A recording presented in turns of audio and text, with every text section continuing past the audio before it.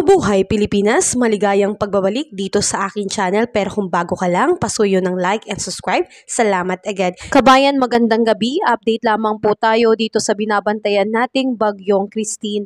Kabayan, ito po ay patuloy pang lumalakas at papalapit na po ng papalapit dito po sa ating landmass. Ito po ngayon ay may lokasyon na 175 km east of Echaque, Isabela. Ito po ay may maximum sustained wind na abot po ng 95 km per hour at ito po ay malapit sa sentro. Ito po ay may bugso na abot na po ng 115 km per hour, napakalakas na po niyan at ito po ay kumikilos pa northwestward at 20 km per hour. Inaasahan natin, kabayan, na ito po ngayon ay magla-landfall ngayong gabi sa may Isabela. Kaya pinag-iingat po natin ang ating mga kapatid na dyan po nakatira dahil malakas na hangin at malakas na pagbuhos ng ulan po ang asahan. Dahil dyan, kabayan, itinaas na po sa signal number 3. Strong winds na po dito sa may Isabela, Kalinga, Mountain Province, Ifugao, central portion ng Abra, Benguet, Quirino, Nueva Vizcaya, northern and central portion ng Aurora, northern portion of Nueva Ecija, ganun din sa may Pangasinan, La Union, and central and southern portion po ng Ilocos. So pinag-iingat po natin ang ating mga kapatid na dyan po nakatira. Kung kinakailangan ng lumikas ay gawin na po natin dahil talagang napakataas na po ng pagbaha, lagpas bahay at lagpas tao na po ito. So ingat po tayo dyan, kabayan.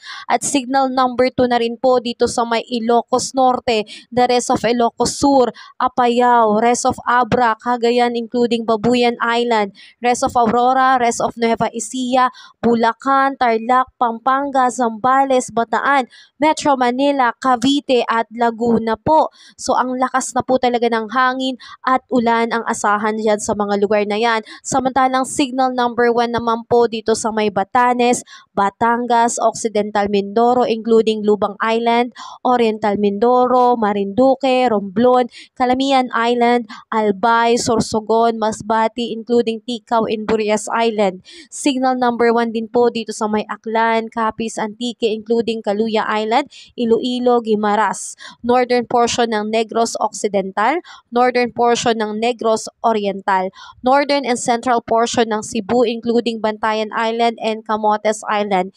The signal number 1 din po dito sa may Bohol, Eastern Samar, Northern Samar, Samar, Leyte, Biliran, and Southern Leyte. Signal number 1 naman po sa may Dinagat Island, Surigao del Norte, including Surigao, Bucas Grande Group. So pinag-iingat natin dyan ang ating mga kababayan at sama-sama po natin silang ipanalangin, lalo na kung ating sitwasyon ay okay naman. Samantalang ang iba sa atin ngayon ay hindi makatulog dahil sa pangamba, dahil lang po dito sa Bagyong Christine na patuloy pa pong lalakas.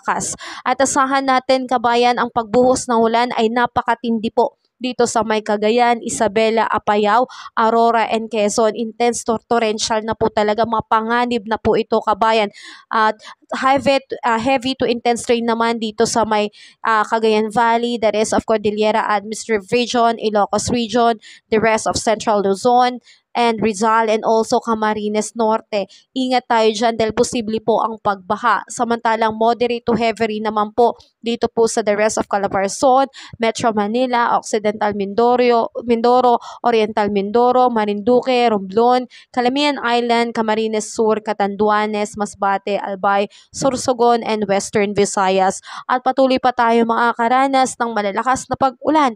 Bukas po yan. So i-update ko po kayo by tomorrow. At asahan natin, kabayan, dahil nga sa paglakas ng buhos ng ulan, kasabay din ito ang malakas na bugso ng hangin, lalo na po ngayong gabi sa may Mimaropa, Visayas, and Mindanao. Kaya ingat tayo dyan, kabayan. At nakataas pa rin po ang gale warning signal dito po sa may bayan sa buong Luzon at bahagi po ng Visayas, maliban na lang po sa Palawan. So pinag-iingat at hindi po muna pinapayagang pumalaot ang ating mga kapatid na mangingisda dahil napaka taas po at mapanganib ng alon sa karagatan. Dahil sa epekto nitong bagyong Christine, kabayan, at patuloy na paglakas, suspendido na po ang klase bukas, lalo na po dito sa mga lugar na aking babanggitin.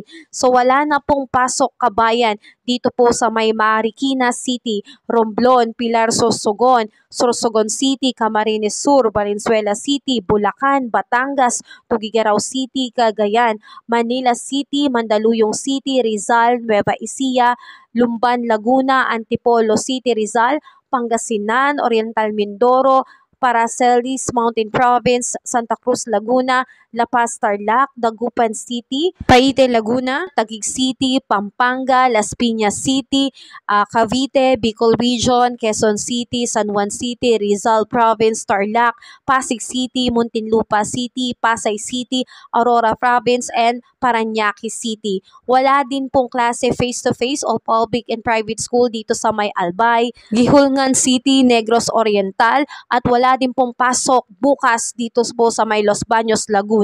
So patuloy po tayo maging updated at bisitahin po natin ang ating FB page na ang ating mga lungsod para sa mas updated pang kanselasyon ng klase bukas.